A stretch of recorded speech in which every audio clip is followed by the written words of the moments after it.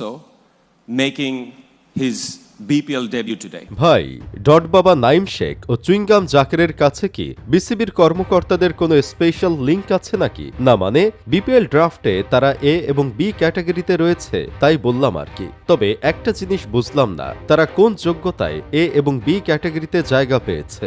জাকের আলী কি তাহলে চুইংগাম চাবানো আর সবচেয়ে বাজে খেলার উপর ভিত্তি করে বি ক্যাটাগরিতে আছে?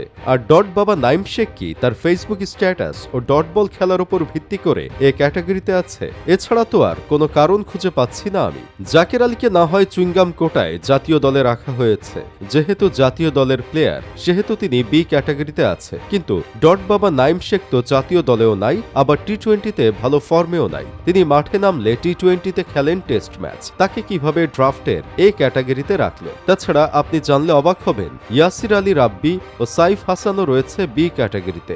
এখন আপনি বলেন, ইয়াসির আর সাইফ কি কোনোভাবে একই ক্যাটাগরির প্লেয়ার? বাংলাদেশ এ টিমে যারা থাকে তাদেরকে দেশের সেকেন্ড বেস্ট টিম বলা হয়, কিন্তু এই সেকেন্ড বেস্ট টিম থেকে সেরা পারফর্ম করা প্লেয়ারদের সাথে কি করেছে নির্বাচকরা জানেন? হাবিবুর রহমান সোহান, যিনি রাইজিং এশিয়া কাপে সেঞ্চুরি করেছেন, তাকে রেখেছেন ডি ক্যাটাগরিতে।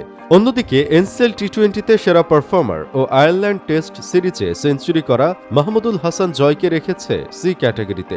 অথচ রাইজিং এশিয়া কাপে ডাব্বা মারা প্লেয়ার মাইদুল হাসান অঙ্কন ও ননসেন্স প্লেয়ার ইয়াসির আলী পাঠাকে রেখেছে বি ক্যাটাগরিতে। নাহিদ রানা বাংলাদেশের বর্তমানে গতি দানব ও তাইজুল ইসলামের মতো প্লেয়ার আছেন সি ক্যাটাগরিতে। রাইজিং এশিয়া কাপে একের পর এক ইয়র্কার মারা বোলার রিপন মন্ডল আছেন সি ক্যাটাগরিতে। অন্যদিকে খালেদ আহমেদ রয়েছে বি ক্যাটাগরিতে। আপনি বলেন, রিপন, নাহিদ, তাইজুলরা আসলেই কোনোভাবে সি ক্যাটাগরির প্লেয়ার? আসলে আমাদের দেশের সিলেক্টররা কি খেয়ে এমন ড্রাফট তৈরি করে ভাই?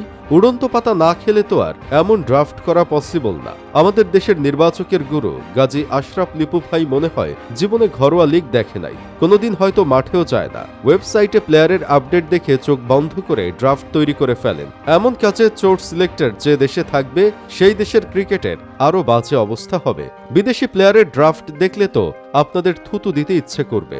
সবচেয়ে বুইড়া বুইড়া প্লেয়াররা আছেন এ এবং বি ক্যাটাগরিতে, আর জোয়ান প্লেয়াররা আছেন সি এবং ডি ক্যাটাগরিতে।